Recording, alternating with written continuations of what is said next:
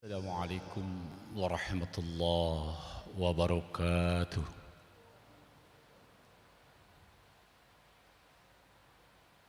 Alhamdulillah.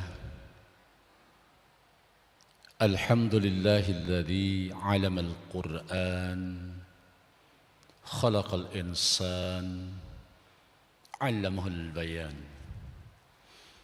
Asyhadu an la ilaha illallah wahdahu la syarika lah. Nasra nabiyahu wa anzala 'alais sakinatah wa ilahu lam taruha. Wa asyhadu anna Muhammadan abduhu rasuluh addal amanah wa balagha risalah wa nasal ummah. Allahumma fassalli wa sallim wa barik nabiyina Muhammad wa ala alihi wa sahbihi ajma'in wa ba'd. Faqala ta'ala fi kitabihil karim, a'udzu billahi as-sami'il 'alim minasy syaithanir rajim. Ya ayyuhalladzina taqullaha wal tanzur nafsum ma qaddamat lighad wattaqullaha innallaha khabirum bima ta'malun. Wa qala Nabi sallallahu alaihi wasallam, ittaqillah hasama kunta ila akhir hadis. Sadaqallah wa sadaqa Rasulullah sallallahu alaihi wasallam. Hadirin jamaah Masjid Al-Ikhlas yang dimuliakan Allah, segala puja dan puji hanya kita arahkan sepenuhnya kepada Allah Subhanahu wa ta'ala yang telah menciptakan alam semesta, yang telah menciptakan kita manusia, yang telah memberikan begitu banyak nikmat la tusuha yang tidak bisa kita hitung. Nikmat yang paling berharga, nikmat Islam wal iman, sehingga sampai detik ini kita masih istiqamah di dalam menjalankan risalahnya Rasulullah sallallahu alaihi wasallam. Salat dan salam kita sampaikan kepada junjungan kita, kepada manusia mulia, manusia pilihan, baginda Rasulullah sallallahu alaihi wasallam. Juga kita sampaikan kepada seluruh keluarganya, para sahabatnya, umatnya hingga akhir zaman. Hadirin rahimakumullah, sebelum kita mulai, mari kita berdoa mudah-mudahan saudara kita yang saat ini sedang ditimpa penyakit segera Allah berikan kesembuhan. Amin ya rabbal alamin. Ada saudara kita yang sedang kesulitan, mudah-mudahan Allah mudahkan. Ada saudara kita yang sedang menunaikan amanah, mudah-mudahan bisa menyelesaikan amanah sebaik-baiknya. Amin ya rabbal alamin. Dan tak lupa mudah-mudahan yang informasi COVID-19 sudah mulai melandai. Ya, wallahu a'lam bishawab, walaupun di beberapa daerah ada yang masih meningkat. Kita doakan mudah-mudahan segera musibah ini berlalu. Amin ya rabbal alamin. Kajian kita pada kesempatan subuh kali ini, kita ingin sama-sama menyamakan persepsi tentang fungsi masjid. Saya melihat di beberapa daerah masih yang belum memahami fungsi masjid sebagai sarana pelayanan umat. Apalagi saat ini kita ditimpa hampir setahun, bahkan sudah setahun ya, yaitu musibah pandemi COVID-19. Ya, mudah-mudahan dengan adanya sharing, ya, tukar pengalaman pada kesempatan subuh ini, ya saya yakin dan saya melihat langsung kalau Masjid Al-Ikhlas sudah cukup optimal saya melihat. Tinggal mungkin terus ditingkatkan sehingga tidak lagi kesalahpahaman tentang fungsi masjid. Ya.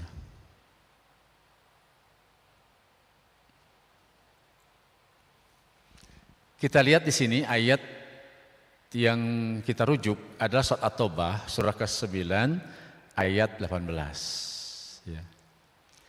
Nah di sini Allah mulai dengan satu kata innama. Ini kalau dalam bahasa Arab dikenal dengan istilah, ya menurut ahli bahasa, al-qasr. atau al-hasr, yaitu sesuatu yang ringkas namun isinya padat. Ya. Di sini diterjemahkan oleh mutarjim ataupun terjemahannya adalah sesungguhnya. Ya. Namun menurut ulama lughah, kata-kata innama itu sama dengan artinya hanya. Lebih fokus, lebih dalam. Ya. Innama ya'muru masajidallahi man amana billahi wal yawmil akhir. Ya. Sesungguhnya yang memamurkan masjid adalah hanyalah orang-orang beriman. Ya. Dan hari kemudian atau hari akhir. Jadi yang menakmirkan masjid, yang memamurkan masjid itu hanya orang beriman. Ya. Kita tidak berharap kepada orang-orang di luar orang beriman, nggak mungkin. Ya, maka penegas Allah menggunakan kata innama di sini. Ada semacam takkid, penguatan. Makanya bahasa hanyalah orang yang beriman. Nah di sini ada ungkapan lagi wa aqamas shalah. Ya. Di sini tidak mengatakan wa amalus shalah, tidak mengatakan mengerjakan sholat, tapi menegakkan. Dari kata qama yaqumu, berdiri artinya sungguhnya. Artinya menegakkan. Kalau menegakkan di sini makanya ini ada sedikit tafsir ringan, tetap melaksanakan sholat. Kalau melaksanakan bisa mengerjakan, bisa tidak. Tapi kalau katakan aqamas shalah sudah jelas dia istiqomah. Maka kata istiqomah sama dengan aqoma. Gitu. Wa ataz zakah, yang menunaikan ya zakat. Walam yakhsha ilallah fa'asa di situ. Ya. Dan tidak takut kecuali hanya kepada Allah. Memang di awal pandemi ketika saya menjelaskan tentang protokol kesehatan di masyarakat sesuai anjuran pemerintah, saya ditentang oleh beberapa murid saya sendiri dengan menggunakan bahasa Sunda, Pak. Ustadz ulah sieun ke corona katanya. Ustadz jangan takut sama corona, takut sama Allah katanya. Secara bahasa dia benar, nggak salah itu. Namun dia masuk kepada pemahaman tanpa disadari, pahaman katakanlah ya Jabariyah, fatalisme. Kita juga tidak bukan Qadariyah. Kita Ahlussunnah wal Jamaah. Artinya secara ikhtiari kemanusiaan harus kita lakukan. Namun takdir kita yakin Allah yang menentukan. Nah itu bedanya. Jadi saya katakan kepada mereka, ya alhamdulillah melalui pengajian baru agak mengerti. Awalnya tidak. Gitu. Jadi protokol kesehatan itu kadang-kadang susah. Saya kalau taklim aja, suruh jaga jarak, udahlah saya kasih masker, nggak mau. Mereka dipakai kadang-kadang, ya setelah itu nggak dipakai lagi. Nah ini salah satu sebetulnya kita lihat di sini ayat ini tadi ya. Betul nggak salah ayat ini, tapi jangan sampai salah menafsirkan. Kita sangat takut dengan Allah. Nah justru dengan kita menerapkan protokol kesehatan juga dalam rangka kita takut kepada Allah. Karena dalam perintah yang lain juga kita suruh menjaga diri. Sampai-sampai kan kalau kita lihat kisah taun itu kan ya, jangan sampai nggak keluar rumah. Bahkan juga ketika azannya kan beda ya, bukan hanya ala sholat, tapi sholatnya di rumah. Itu ada Pak. Saya yakin memang dalam fikih mungkin seperti dikasih jarak ini, ya distancing, ada permisahan ini, ada terjadi ikhtilaf. Namun di Saudi aja pakai kok. Ya, kalau kita lihat di Mekah, di Masjid Nabawi, ya Masjidil Haram, itu tetap pakai jarak Pak. Sampai saat ini. Saya kalau kerinduan Pak, ya suka lihat juga di YouTube yang mubasyarah Pak. Jadi YouTube tuh cari yang mubasyarah, artinya live, langsung Pak. Itu lihat kan ya, sekarang pun untuk tawaf dikasih jalur ya, dikasih jalur sekarang Pak. Nah itu. Nah menariknya di sini Allah menutup dengan satu kalimat, Ulaika ayyakunu minal muhtadin. Ya. Maka mudah-mudahan mereka termasuk orang yang mendapat petunjuk. Artinya kalau kita lihat mafhum mukhalafahnya, kalau ingin dapat petunjuk ya takmirkan masjid. Kan begitu ya kalimatnya nih. Jadi kalau kita, karena ada ungkapan ulaika ayyakunu minal muhtadin. Nah pakai min di sini, artinya nggak semua Pak. Makanya masih banyak masjid tidak takmir. Gitu. Ada yang bertanya, Ustaz kenapa sih kok namanya masjid? Karena yang namanya sholat kan bukan hanya sujud. Ada ruku, ada takbiratul ihram, ada i'tidal, ada duduk iftirash, ya. Ya. Ini dianggap menurut para ulama istilahnya kenapa tidak marka? Marka itu tempat sujud, tempat ruku, Pak. Karena ternyata yang paling saat dekat dengan Allah, saat yang paling utama itu sujud, Pak. Nah ini ya. Sedikit saja sebagai tadabbur kita pada Al-Qur'an, ya. Nah, kemudian saya ingin juga menyampaikan bahwa ini tadi disampaikan oleh ya, dari DKM ya tentang COVID ya, kedisiplinan macam-macam. Sebetulnya hikmah dari COVID ini kita jadi disiplin ya. Terus yang udah kena terpapar COVID-19 itu jadi disiplin hidupnya tuh. Pola makannya, pola hidupnya makin rapih, Pak. Dulu kita acak-acak termasuk juga informasinya katanya ozon ini sudah banyak yang tertutup lagi, Pak.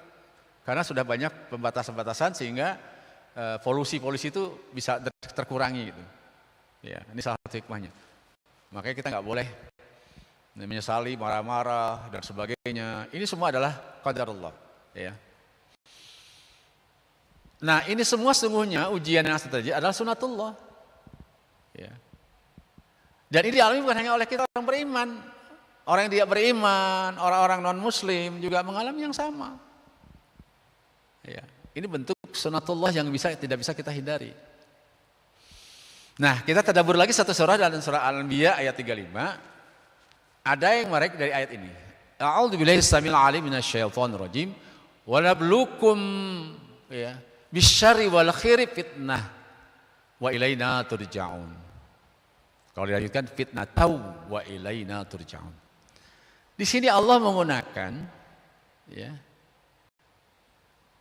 satu kata bentuknya fi'il mudhari', kata kerja yang sifatnya berlaku untuk saat ini dan akan datang, bukan fi'il madhi yang berlaku sudah terjadi. Apa maksudnya di sini? Wanabluukum, maksudnya bahwa ujian yang Allah berikan pada kita berlaku bisa saat ini sampai akan datang. Bukan lewat, Pak. Mungkin menjelang ajal tiba kita diuji oleh Allah. Itu kelebihan sedikit kita memahami bahasa Arab. Sehingga kandungan-kandungan dalam perkataannya itu bisa kita pahami. Jadi nablukum dan kumnya juga kalau kita lihat kan ayat ini khitabnya kepada Rasulullah kan. Namun kenapa pakai menggunakan kata kum? Sama seperti ya amanu jamak. Berarti bukan hanya kepada Rasul, juga kepada umatnya gitu. Kita. Kum juga sama kepada kita semua manusia. Kemudian bisyari wal khairi. Allah mendahulukan syar. Keburukan, ketidakenakan, musibah, ketidaknyamanan. Yang ini COVID-19 ini bagian dari syarri. Bisyari. Ada lagi ungkapan pakai bi, tidak pakai fi. Bi itu artinya nempel, Pak, mengiringi kita. Bismillah bi ismi. Itu artinya dalam ilmu balaghah tuh nempel. Makanya ketika kita memulai kan langsung kita ingat Allah. Mau minum, mau makan, bismillah. Nanti dalam kajian balaghah ada ya seperti itu. Wal khairi, yaitu berupa apa? Kebaikan, kenikmatan, kesenangan. Nah, sebagai apa? Fitnatan. Nah, fitnah di sini bukan fitnah memfitnah orang lain. Dia nggak melakukan sesuatu, kita fitnah, bukan itu maksudnya. Tapi adalah ujian atau cobaan. Berupa cobaan ujiannya. Nah, menariknya Allah kunci dengan wa ilaina turja'un. Ini hasar juga, Pak. Atau qasar. Aslinya kalimat biasanya turja'una ilaina. Kenapa ilaina yang merupakan ilahnya huruf jar, ya, naknya juga itu merupakan majrur, ditarik ke depan. Sama seperti yang tadi inama, dan kamu akan dikembalikan hanya kepada kami. Tuh. Jadi dengan kata lain, semuanya kita kembali kepada Allah, baik diuji dalam keadaan ketidaknyamanan, ketidakenakan, musibah, kembali kepada Allah. Ya, begitu juga ketika dapat kenikmatan gitu. Nah, bagaimana sikap seorang mukmin? Apalagi di sini kita lihat ini ayatnya. Nah, ini sebelum masuk kepada tentang masjid ya, saya ingin dulu supaya kita satu pemahaman tentang menghadapi musibah. Bab di antara kita banyak, mohon maaf, saya melihat ya dampak dari kesehatan ini itu berdampak pada ekonomi karena pembatasan. Ekonomi karena kesulitan ekonomi berdampak pada sosial. Bahkan di tangga saya saja sudah ada yang, mohon maaf ya, pirok Pak, cerai karena suaminya PHK. Saya laporan dari PRT. Saya prihatin juga gitu ya. Yang parahnya lagi kalau ekonomi terusan seperti ini akan menimbulkan juga bencana keamanan. Sahabat saya, ya dia seorang guru, karena mengalami musibah ini, dia sampingannya jual produk frozen. Ya, sekitar 2 minggu yang lalu dia ngasih kabar, minta doanya, sholat subuh sama pakai motor, ya. Pulang motornya udah nggak ada Pak. Habis sholat subuh berjamaah di satu perumahan di Bogor ya. Nah, ini saya katakan bagian dari musibah. Insya Allah Allah berikan ganti yang terbaik, saya bilang insya Allah. Saya bilang. Ya. Nah, di sini kita lihat ayatnya, kita lihat orang beriman itu ajaib kata Rasul. Menakjubkan. Kenapa? Semuanya baik. Kalau ditimpa musibah bersabar, kalau dikasih nikmat bersyukur. Nah, ini lihat bagaimana sikap kita. Di samping tadi sabar dan syukur. Ma'asabakum min suibatin illa bi'idznillah. Tuh. Harus yakin yang namanya musibah seizin Allah, enggak mungkin. Makanya kalau mau berdoa, ya kita berdoa kepada sang pemilik corona. Yang menciptakan corona, walaupun katanya ada yang mengatakan buatan wallahu alam, tapi dasarnya itu adalah buatan Allah. Virus itu. Ya, harus kita yakin. Termasuk ketika ada musibah banjir, air ya, musibah puting beliung, kita minta sama yang punya puting beliung. Nah, ini harus kita sadari. Di sini ada ungkapan menarik juga, wa man yu'minu billah wa yahdi qalbah. Ya, man di sini menzazamkan dua fi'il. Yu'min, ahlinya yu'minu Pak, jadi yu'min. Dan yahdi itu hilang huruf ilatnya. Man itu menzazamkan, mensukunkan dua kata kerja Pak. Makanya itu syarat. Barang siapa beriman kepada Allah, niscaya Allah akan memberikan petunjuk kepada hatinya. Tuh, ya. Wallahu bikulli syai'in alim. Dan Allah Maha mengetahui sesuatu. Nah, bagaimana sikap kita ini rupanya oleh siapa? Ibnu Katsir ditafsirkan nih Pak, sikapnya nih penting nih. Ini perlu saya tekankan di sini, ya. Maknanya ditimpa musibah dan dia meyakini bahwa, nah pertama ya, ketika ditimpa musibah dia yakin musibah ini adalah qadarullah, ketentuan Allah. Itu sikap pertama. Jangan nyari sebab yang lain, yakin bahwa ini adalah ketentuan Allah udah. Gak usah nyari nyalahin orang. Termasuk kalau kita terpapar COVID karena trekking, kita menyalahkan istri kita, menyalahkan tetangga kita, ya boleh sebagai bahan data supaya kehati-hatian, perlu tracking, tapi jangan sampai kita udah takdirnya Pak. Setika seorang ulama saja di Bandung yang saya kenal beliau sangat ketat ya, bahkan kalau keluar harus pakai jas hujan Pak. Tutup itu. Saking dia menjaga protokol kesehatan. Kena juga, Pak. Qadarullah. Bahkan kalau sahabat saya dulu, ya mantan Dandim Cirebon, ketika cerita beliau pernah ditugaskan di Timur Timur, masih zaman baheula Pak, zaman dulu. Itu katanya peluru punya nama. Sebab dia hampir kena Pak ketika dia sedang terjadi baku tembak. Itu dia sedang tiarap, tiba-tiba dia lupa, kepalanya diangkat Pak. Nah itu dia melihat bagaimana orang ada seorang dari sana, ya itu nembak langsung. Dia udah kena, ya Allah kena saya nih. Apa yang terjadi pas dia merem, tiba-tiba yang kena yang teman yang di belakang Pak. Seperti apa? Seperti belok gitu Pak. Disitulah dia yakin peluru punya nama. Sama, corona punya nama Pak. Mau kesiapannya sudah ada, qadarullah itu. Nah hanya kita disuruh ikhtiar. Kalau sudah kena, ikhtiar kena juga ya takdir sudah. Nah ini. Nah berikutnya apa langkahnya setelah yakin itu ada takdir? Bersabar. Kata Ibnu Katsir. Dan yang ketiga mengharapkan balasan pahala dari Allah. Itu udah. 3. Keempat disertai perasaan tunduk berserah diri kepada Allah. Rajin ibadah. Jangan malah frustasi, malah jauh dari Allah. Saya banyak menemukan kasus COVID-19. Ya. Di rumah satu ruang isolasi ada 3-4 orang. Ya Allah alam bisawab, tapi saya yakin inilah ketentuan Allah, takdir Allah. Itu yang sering telawah lebih cepat sembuh. Satu orang. Ini testimoni Pak. Ya. Wallahu alam. Tapi itulah bagian. Kenapa? Lebih tenang. Ternyata kata dokter, Ustadz bisa jadi katanya. Ya karena dokter ngomongnya kan dia. Kenapa Ustadz? Yang baca Quran itu orangnya tenang, dia pasrah. Sehingga imunnya meningkat katanya gitu. Ini secara ilmiahnya ya. Seperti itu.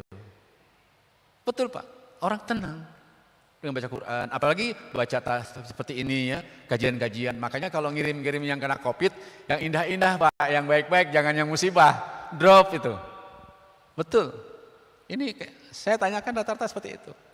Ada yang dia masuknya belakangan, tapi keluarnya duluan. Kenapa? Sampai teman-teman hebat kamu katanya udah keluar 2 kali swab udah negatif katanya. Dia sampai ada 4 kali. Kenapa? Ngegerutu terus katanya dia. Negatif lah, positif lagi. Kapan ini katanya nih Allah nggak? Nah udah kacau seperti itu. Nah berikutnya apa di sini ya? Setelah kita tunduk pada diri apa? Maka Allah Taala akan memberikan petunjuk ke dalam hatinya. Mengganti musibah dunia dengan menimpanya dengan petunjuk ketenangan yang diyakininya. Bahkan bisa jadi Allah menggantikan yang lebih baik dari itu. Tuh. Luar biasa ya kita lihat. Nah kita masuk saja kepada selanjutnya yaitu tentang masjid Pak ya, karena waktu ya kita lihat juga. Nah ini kita lihat nih ada beberapa istilah masjid ya. Ini bisa dipelajari sebetulnya. Nah Syekh Al-Jarkasi berpendapat bahwa pemilihan kata masjid disebut ya adalah karena sujud dipandang sebagai bagian paling mulia. Tadi saya katakan di awal. Ya. Sebab ada juga orang mengatakan apa nggak ruku tadi marka ya saya katakan itu. Dan Abdul Malik As-Sa'adi mendefinisikan masjid sebagai tempat yang khusus disiapkan untuk melaksanakan sholat 5 waktu dan berkumpul yang berlaku selamanya. Nah ini ya, kalau kita lihat ada beberapa definisi yang menyimpulkan secara umum tempat ibadah, pembinaan ibadah takwa, tempat sosial kemasyarakatan, tempat pendidikan, tempat pembinaan sumber daya manusia dan ekonomi. Ada ekonomi Pak. Nah ini. Nah kalau kita lihat pendapatnya Syekh Muhammad Al-Mubarakpuri, berarti saya ada kitabnya ini. Tentang fikih sirah yang beliau tulis, nama kitabnya Ar-Rahiqatul Makhtum, nama kitabnya. Ya. Ini seorang ulama India Pak. Nah ini lebih banyak lagi nih. Samping hanya ibadah, ada konsultasi komunikasi, ekonomi, sosial, budaya, pendidikan, santunan sosial, bahkan latihan militer Pak. Zaman Rasulullah seperti itu. Ya jangan nggak begini Pak, masih pasir ya. Seperti itu. Pengalihan sengketa, menerima tamu, menawan tahanan perang. Pusat penerangan dan pembelaan agama itu masjid ya. Nah kita lihat ribuan yang sudah mungkin bahkan ya jumlahnya luar biasa di Indonesia ini. Namun pastinya hanya memperhatikan keindahan arsitektur tapi itu tidak bisa dihindari memang ya. Namun ya karena saya dengan waktu Kita ingin bukan hanya seindah ya bentuknya, tapi juga indah isinya. Ya, sehingga orang bukan hanya tertarik akan bangunannya, ya, tapi juga bagaimana tertarik dengan segala kegiatan yang ada di dalamnya. Maksudnya takmirnya. Ya. Kenapa? Ya tadi iptek kan, karena pengaruh teknologi. Ya. Namun yang perlu menjadi catatan adalah secara prinsip masjid adalah tempat membina umat. Untuk itu masjid harus dilengkapi dengan fasilitas yang dibutuhkan oleh umat. Gitu. Kondisi ini mengindikasi bahwa dalam manajemen masjid modern, masjid juga harus mengintegrasikan posisi sebagai wahana pelayanan umat. Gitu. Itu yang perlu ditekankan. Ya. Nah ini di perkotaan sudah banyak fungsinya cukup bagus ya. Namun di daerah masih belum, masih tempat sholat aja. Ya, bahkan miskin sekali kegiatan gitu. Ya. Nah, masalah pandemi COVID-19 tentunya permasalahan yang luar biasa ya, dengan adanya social distancing ya, batasan ini, jarak-jarak itu banyak masalah tuh, terutama ruang dan ekonomi. Kalau ruang ya kita lihat kenapa saya bicara ruang, mungkin ke masyarakat perkotaan yang memiliki ataupun menengah ke atas tidak terlalu masalah Pak.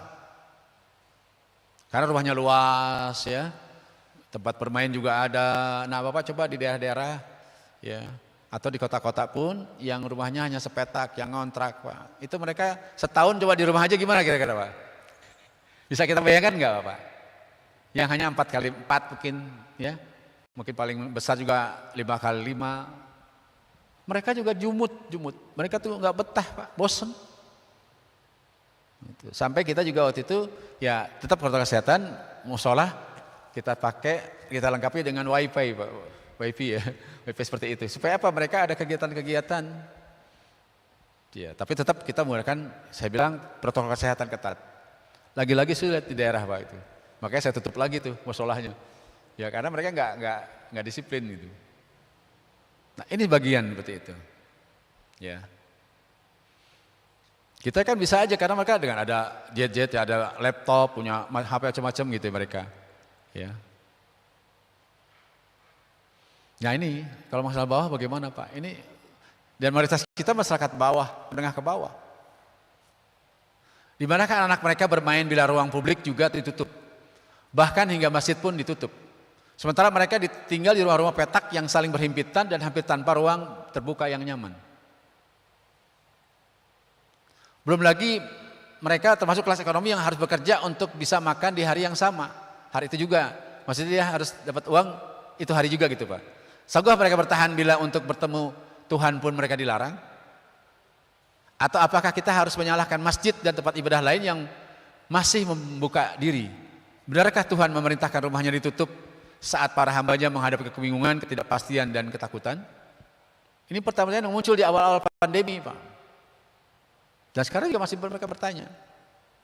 Maka disinilah mestinya masjid dan tempat ibadah lain turut andil membantu mengatasi masalah dan membantu menenteramkan masyarakat karena kepanikan hanya akan memperburuk keadaan. Belum lagi nanti ada konflik di antara tetangga Pak. Saya sudah lihat itu kasus-kasus terjadi itu. Jangan sampai masjid dan rumah ibadah lainnya turut menyumbang kepanikan atau menimbulkan masalah baru. Ya. Disinilah para pihak harus bekerja keras seperti para tenaga medis yang terus berjibaku dengan waktu untuk mengatasi keadaan. Kita doakan Pak ya, nakes-nakes kita yang banyak udah korban juga. Luar biasa kerja mereka tuh, ya tanpa kenal lelah. Masjid harus turut menerima rasa aman dalam diri masyarakat tanpa menimbulkan kekhawatiran bagi yang lainnya. Tanpa harus dituduh sebagai tempat penularan virus yang mengancam ini. Masjid harus tetap memfasilitasi masyarakat yang ingin beribadah, yang ingin menenangkan diri, bersimpuh di hadapan Robnya, bahkan bila pun selama ini mereka bukan orang yang rajin ke masjid Pak. Banyak kok waktu awal-awal ya pandemi itu, berapa bulan pandemi itu saya lihat musola agak penuh Pak gitu. Walaupun kita udah bilang ini tetap batasin jarak, saya bilang. Tapi Ustadz saya kan ingin ngadu sama Allah, saya di PHK Ustadz katanya. Banyak PHK Pak waktu itu. Ya. Oleh karenanya masih tidak bisa ditutup sepenuhnya, bahkan bila banyak tempat lain ditutup total. Ya, ini pendapat saya Pak ya. Di sisi lain yang terpenting, masjid juga harus menjaga diri dari tuduhan sebagai faktor penyebar virus. Kita juga harus ya mawas diri juga. Maka masjid harus kerja keras. Bisa dengan membatasi jumlah jamaah dalam waktu tertentu dan persingkat durasi ibadah pada saat tertentu, sholat Jumat misalnya. Sampaikan sama khotib, jangan panjang-panjang. Memang kan sunahnya khutbahnya pendek. Sholatnya pun mungkin surahnya yang rada pendek lah, gitu itu. Ya zikirnya juga jangan terlalu lama, ya karena di bagian dari upaya, ya. Menyediakan fasilitas sterilisasi jamaah seperti hand sanitizer, ya udah pada paham lah, sarana cuci tangan di sini sudah lengkap ya. Dan menganjurkan membawa sejadah dari rumah, menjaga kerapatan dan kontak fisik jamaahnya, serta menjamin kesterilan bangunan, masjid, baik dinding, lantai. Hal itu bisa dilakukan dengan mencemprotkan, ini dilakukan saya lihat. Nah ini kan pengalaman ini, tapi di beberapa masjid masih belum, Pak. Bahkan karpet pun udah dipasang lagi, saya lihat itu. Padahal ya kita nggak tahu kan, mungkin kalau di daerah sih orangnya itu aja. Kalau ada tamu gimana Pak? Kita nggak tahu. Masjid harus berperan aktif dalam menyebarkan informasi bermutu, valid, dan bermanfaat bagi masyarakat. Jangan yang hoax, jangan nakut-nakutin. Nah, makanya bagus ada pusat informasi, gitu. Ya, jadi ada bidang humasnya nih yang bekerja. Bahkan bila perlu masjid terlibat aktif dalam menjaga keselamatan sosial warganya, seperti memberikan bantuan bagi jamaah dan warga yang sangat membutuhkan. Masjid harus menjamin bahwa tidak ada warganya dalam radius tertentu yang kelaparan akibat terus menurunnya aktivitas masyarakat. Apa jangan dikira di perumahan-perumahan juga ada Pak yang kena secara dampak ekonomi. Tapi kan gengsi mungkin ya untuk bicara. Nah ini peran RT RW Pak. Saya cerewet kepada RT. Saya bilang tolong disilaturahmin warga. Lihat, kontrol. Kan paling hanya sekitar 80 kakak saya bilang. Ya setiap hari dua lah nyicil tanya gimana kondisinya. Apalagi udah misalnya nggak keluar-keluar Pak. Kita khawatir kan ada apa terjadi. Gitu. Kalaupun sampai dia isolasi mandiri saya bilang, bagaimana ya makannya dan sebagainya. Sampai ada Pak salah satu tetangga saya itu karena mungkin dia juga takut kalau ngasih tahu akan diisolasi oleh masyarakat juga. Karena masyarakat itu kalau udah ketahuan itu dianggap kayak penyakit, nggak mau bergaul dengan mereka gitu. Akibatnya ya dia terpaksa suaminya walaupun dia OTG dia keluar Pak, karena harus beli makanan. Nah mesti kan kalau terjadi yang kerjasama yang bagus di tingkat RT bisa kita jamin. Gitu. Ya. Nah, ya. Sebenarnya saya katakan mungkin Al-Ikhlas sudah melaksanakan itu. Hanya saja mungkin sekarang harus lebih ditingkatkan demi menjaga kepercayaan masyarakat terhadap rumah ibadah kita masjid. Agar rumah ibadah bukan menjadi bagian pihak yang lari dari tanggung jawab atau cuci tangan ketika ada masalah. Ya, atau lari dari masalah. Habis kan pemerintah sudah harus tutup. Apa kita berdiam seperti itu? Membiarkan masyarakat kita kocar-kacir. Masjid bisa menjadi garda terdepan tindakan gotong royong dan memupuk rasa senasib sepenanggungan masyarakat dalam menghadapi badai musibah corona ini. Bukankah selama ini masjid selalu diceritakan sebagai salah satu simpul kohesivitas sosial, daya rekat masyarakat? Kembalikan fungsi itu. Ini kesempatan emas kita untuk meraih sebaiknya masyarakat kita Pak, untuk mau ke masjid. Ketika kita peduli sama mereka, mereka akan timbal baliknya mau datang ke masjid Pak, insya Allah. Ya. Nah ini supaya lebih efektif aplikasinya, ini contoh-contoh saya sampaikan Pak ya. Ya di beberapa tempat sudah diterapkan. Ya. Pertama bidang kesehatan, ini mohon maaf mungkin nggak sistematis ya secara ini hanya yang ketemu aja pengalaman-pengalaman saya gitu. Ya. Melihat kondisi yang terjadi, membantu warga yang terkena. Nah ini intinya Pak, masjid harus jadi solusi umat. Ya, bagaimana caranya? Dimulai dengan melakukan pendataan bersama dengan RT RW, kelurahan. Mungkin di sekitar masjid kita ada berapa RW, ada berapa RT, nah tanya sama mereka siapa yang kena. Jangan sekali ya Pak, COVID ini dianggapnya orang yang bermasalah, sehingga kita kucilkan. Ini yang terjadi Pak masyarakat. Jujur di tempat saya itu sampai depan rumah aja nggak ada, karena ada yang terkena, nggak mau lewat Pak. Boro-boro mau memperhatikan kondisi bagaimana makan nggak dia. Kan isoman itu 14 hari Pak minimal. Bayangkan kalau nggak makan mereka. Kalau yang punya ya memang ada sembako, tapi apa semuanya dapat? Betul sembako mereka punya, tapi nggak punya gas Pak. Betul mereka bisa beli gas, tapi listriknya nggak ada. Maka di Jakarta sekarang sudah uang katanya. Karena ada orang yang mungkin dia punya beras, tapi yang buat masaknya pakai apa? Nah ini kan data, perlu pendataan ini. Ya. Kemudian membantu warga yang terkena COVID, nah, yang dirawat atau sedang isoman, Pak. Yang dirawat juga, saya sedih Pak ketika ada seorang ibu yang anaknya masih bayi positif, tapi bayinya negatif, itu siapa yang merawat? Ya, akhirnya terpaksanya Pak ibunya perlu pakai masker Pak. Jadi isoman di rumah karena betul OTG juga ibunya, kondisinya tidak bergejala gitu. Tapi itu mau tidak mau seperti itu akhirnya. Karena gimana Ustadz katanya, siapa yang mau jaga bayi saya, masih asik dengan saya, kata ya Allah, saya dengarnya ngerus dada Pak. Bahkan ada, saya sampai ingin nangis sebetulnya Pak ya, satu keluarga yang ternyata 3 hari itu hanya minum aja Pak. Nah ini jangan sampai terjadi seperti itu. Maka sekali lagi kita perlu perhatian. Jadi sekali lagi dengan pendataan kita akan tahu apa yang dibutuhkan. Bapak tidak usah khawatir dari mana anggaran dan sebagainya. Ya, insya Allah Pak. Saya di satu daerah Pak, di Jawa Barat, satu kabupaten. Dan saya punya pengajian, tapi sudah hampir setahun online ya, virtual, tidak offline. Itu bulan beliau adalah salah satu pimpinan perusahaan. Itu dia mengondai berapa perusahaan Pak, mengumpulkan infak. Membantu apa? DKM. Ternyata banyak yang terpapar, karena mungkin mohon maaf ya, karena ditutup Pak, berapa bulan waktu itu kan, sempat ditutup total. Itu kan ya banyak pengelola dari marbot masjidnya, para asatidnya, mereka kan mungkin pendapatan dari situ Pak. Nah itu disupport oleh salah satu murid saya itu. Saya terharu juga, saya bilang kamu, ya udah saya ini waktu Ustadz berikan gambaran, saya sampaikan teman-teman pengusaha, mau mereka semuanya. Luar biasa Pak kita lihat ini. Nah kalau ada ambulan Pak, insya Allah ada rezekinya nanti. Ini sangat perlu. Karena biasanya juga banyak mereka, ini kejadian juga Pak, murid saya ditimpa, Ustadz saya ternyata positif dengan istri.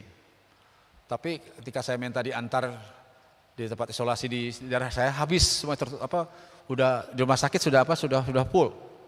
Saya harus ke Bekasi. Akhirnya apa? Dia terpaksa bawa mobil sendiri Pak, dalam kondisi yang agak nyesek, bawa mobil sendiri. Nggak ada yang bisa fasilitasi Pak. Sebetulnya ada Ustadz 2 ambulan, tapi dipakai karena banyak yang kena, jadi saya nggak kebagian. Tapi saya harus karena saturasi saya makin menurun oksigennya. Dia bawa dengan istrinya, dia berangkat Pak. Coba bayangkan coba. Ini kan luar biasa. Ya. Nah, Bapak bisa juga merekrut relawan, Pak. Banyak kok anak muda sekarang yang mau. Bisa yang berterbang nakes. Ya, maka dibuat panitia lah tim khusus ad hoc Pak di masjid itu. Ada yang penanganan COVID khusus, kalau saya sarankan gitu. Banyak relawan Pak yang mau. Ya. Mungkin kan bisa menyediakan fasilitas berupa klinik kesehatan masjid. Ya. Ini di beberapa daerah sudah mulai. Ya, jadi untuk tensi, untuk mungkin gula darah, itu warga-warga betul di fasilitas kesehatan. Mungkin kalau saat COVID ini kan bisa kita lihat ada tes. Sekarang ada swab antigen ya, yang dilakukan lebih murah, maka bisa mandiri. Nah kalau ekonomi Pak, karena waktu ya, kita setelah dari waktu tadi suruk 10 menitan lah kita suruk. Ekonomi memberikan bantuan yang bersifat rescue. Nah kalau jangka pendek Pak, itu kasih sembako, rescue, penyelamatan, jangan dikasih yang lainnya gitu. Karena apa? Dia bisa masa kecil, jadi dia nggak keluar lagi, kita berikan fasilitas sembako. Uang pun dia harus keluar lagi, belanja lagi. Gasnya kita siapin seperti itu kan, tolong kita isi, taruh aja di luar nanti kita isi. Gitu. Dimulai dengan pendataan masyarakat butuhkan. Nah ini juga lagi data dan data. Sumber dananya dengan menggalang donatur. Dan ini insya Allah Pak, banyak yang bantu. Saya tanya berapa lembaga charity, itu selalu ada saja yang membantu. Ya. Nah, ada yang penting di samping rescue yang sifatnya ya, short term ya, jangka pendek, ada jangka panjang itu recovery ekonomi mereka Pak. Ya. Nah ini juga karena mungkin yang banyak korbannya ada yang bukan dagangnya bangkrut, ada yang karena PHK dan sebagainya gitu ya. Nah ini juga harus kita data mereka, sehingga solusi-solusinya juga bisa akurat. Intinya kita berdayakan mereka yang mungkin yang PHK, yang dagangnya collab, bagaimana caranya. Nah saya mengambil contoh Jogokarian Pak, ini menarik. Jadi ketika itu dia rame-ramenya awal pandemi, itu ibu-ibu dibuka untuk bisa yang ibu menjahit, yang punya mesin jahit, yang menjahit itu buat bikin masker Pak. Yang jual masjid. Nah, ini. Kemudian juga ternyata dari yang nganggur itu banyakkan ada yang dari restoran. Sip tukang masak. Itu juga dikumpulkan, dibikin produk bumbu masak, ya bahkan juga dibuat produk-produk yang sifatnya jual online, sehingga bisa menghasilkan. Bukan hanya untuk kas masjid Pak, tapi juga untuk dia yang kena terpapar ekonomi. Bahkan informasinya dari teman Joko Karyan tuh, katanya lebih gede daripada kata dia kerja di restoran. Karena untung. Di saat pandemi ini kan online luar biasa ini. Ya, jual beli online. Masih banyak Pak sebetulnya ya program-program, mangga ini mah tergantung kreativitas yang ada. Nah ini sahabat saya, ya social planner Valentino Dinsi, ini orang Depok Pak, ya beliau ini menyampaikan dalam keadaan wabah seperti ini maka masjid dapat memerankan perannya yang sangat penting untuk mendorong perekonomian masyarakat. Ada peluang ekonomi kata beliau sampaikan. Pertama contohnya apa? Buat grup untuk saling berbelanja di antara kita. 3 bulan setelah pandemi ada sahabat saya di Bekasi bikin ternak lele Pak, di drum yang di atasnya tanami kangkung. Itu bisa mensuplai tiket RT Pak, 20.000 1 kilo. Sampai dia nggak sanggup karena apa? Yang dari luar minta juga gitu. Itu lumayan untungnya Pak buat tambah ibu. Istri kita belanjanya. Sehingga terkenal dia jadi pedagang lele itu, padahal dulunya bukan. Nah ini. Membuat sendiri, hand sanitizer sendiri, jika tawarkan ke masjid-masjid Pak, itu bisa, atau kantor-kantor ya, atau tempat-tempat yang lainnya. Menyediakan juga tukang cukur dan bengkel. Nah tukang cukur juga lengkapi dengan fasilitas protokol kesehatan Pak. Saya sendiri kalau mau dicukur Pak, manggil orang Pak, murid saya. Nggak berani ke tempat yang biasa saya cukur Pak. Gitu. Bengkel panggilan, ini luar biasa sekarang ini. Masjid yang bisa Pak, makanya ada. Nanti saya sarankan ada semacam klinik konsultasi keluarga, klinik tentang usaha Pak. Jadi memanfaatkan tempat-tempat kita bisa mungkin berupa kalau nggak ada ruangan bisa menggunakan semacam tenda ya. Tapi waktu terjadi sekian ada klinik usaha konsultasi, kasih konsultan, mungkin relawan Pak, banyak yang mau kok. Ya. Nah untuk pendidikan yang terakhir Pak karena waktu ya, ini ada semacam klinik konsultasi keluarga karena rentan Pak rumah tangga yang baru terutama nih di masa COVID-19 ini. Ya, jadi banyak yang mohon maaf ya istri gugat cerai suaminya karena dianggap nggak mampu lagi berikan nafkah, padahal kan ini musibah. Nah ini perlu ada tempat konsultasinya, ya seperti itu. Sarana konsultasi untuk memperhatikan keluarga suami istri. Trauma healing, nah ini perlu juga untuk anak-anak kita Pak yang udah kelamaan. Ya tapi tetap protokol kesehatan semuanya gitu, seperti itu.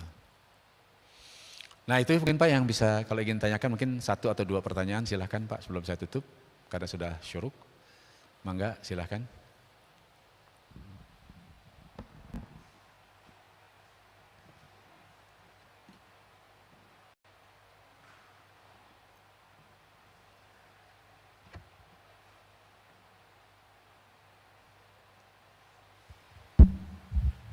Baik Bapak Ibu Jamaah rahimakumullah, telah kita dengarkan tadi paparan dari Bapak Ustadz Eka Hardiana Alhamdulillah karena memang tidak semua kita bisa ikut karena ada keperluan dan sebagainya.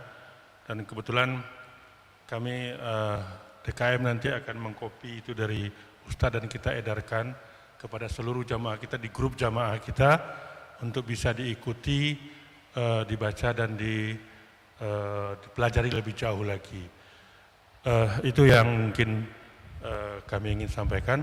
Kemudian saya ingin juga sharing sedikit bahwa dampak sosial daripada COVID ini luar biasa, Bapak. Seperti Bapak ketahui, kami di depan rumah itu membuat sengaja gerobak untuk sarapan pagi.